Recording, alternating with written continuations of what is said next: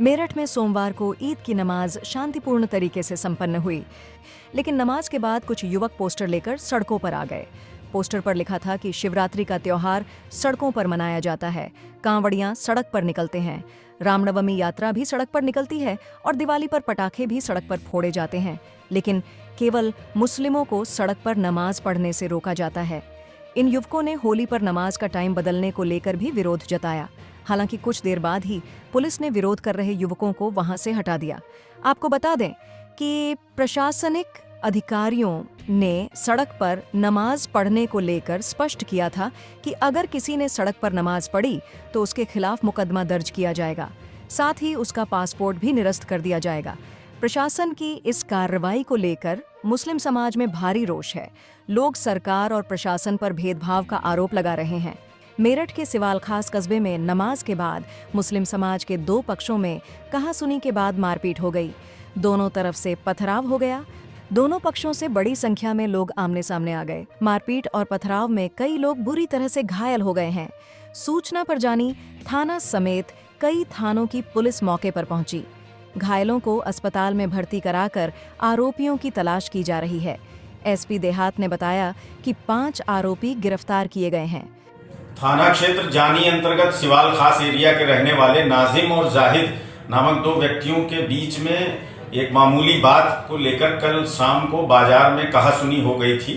उसको लेकर जब आज नमाज के बाद ये लोग अपने घर आ गए थे, उस दौरान दोनों पक्षों के लोग आपस में एक दूसरे के आमने सामने आ गए, जिसमें पथराव हुआ और इसमें कुछ लोग घायल हुए हैं, जिनको उपचार हेतु अस्पताल भेज दिया गया है। 3 लोगों को इसमें हिरासत में भी लिया गया है पुलिस के द्वारा। दोनों एक ही समुदाय के लोग हैं और इसमें फायरिंग की भी सूचना आई है, जिसकी जांच की जा रही है और जो अग्रेतर विधिक कार्यवाही है वो थाना जानी के द्वारा निष्पादित की जा रही है। आजमगढ़ में एक दलित युवक की थाने में मौत के बाद बवाल हो गया। गुस्साई भीड़ ने पुलिस पर पथराव कर दिया। बेकाबू भीड़ को कंट्रोल करने के लिए पुलिस ने लोगों को दौड़ा कर पीटा। पुलिसकर्मियों ने भी ईंट पत्थर फेंक कर भीड़ को खदेड़ा। इस दौरान मॉनिटरिंग सेल के इंस्पेक्टर अखिलेश कुमार मौर्य का पैर टूट गया। गंभीर हालत में उन्हें पीजीआई भेजा गया है। दरअसल तरवां थाने की पुलिस शनिवार को 21 साल के सनी कुमार को घर से उठाकर लाई थी। सनी पर छेड़छाड़ का आरोप था। सोमवार सुबह थाने के बाथरूम में उसका शव पैजामे के नाड़े से लटका मिला। पुलिस ने इसकी सूचना पहले अफसरों को दी। बाद में परिवार तक सनी की मौत की खबर पहुंची। इसके बाद परिजन और बड़ी संख्या में ग्रामीण थाने पर पहुंच गए। तब तक पुलिस ने शव को पोस्टमार्टम हाउस भेज दिया था। इसके बाद परिवार ने पुलिस पर सनी की हत्या का आरोप लगाकर हंगामा कर दिया और जमकर बवाल हुआ। फिलहाल गांव में 4 थानों की फोर्स मौजूद है।